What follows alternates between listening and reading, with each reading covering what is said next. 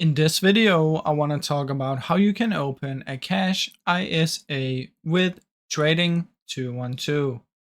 Now you can use the app or you can use the website, and all you have to do is sign up with your account and make sure that you're above 18 years old as well as being a UK citizen. If you're not a UK citizen, you will not be able to do this. So if you are above 18 and a UK citizen, when you sign up, you will be able to choose a cash ISA. Now, if you already have an account, you can come here and open new account. And since I'm not a UK citizen, I cannot see it, but you will be able to see it in here.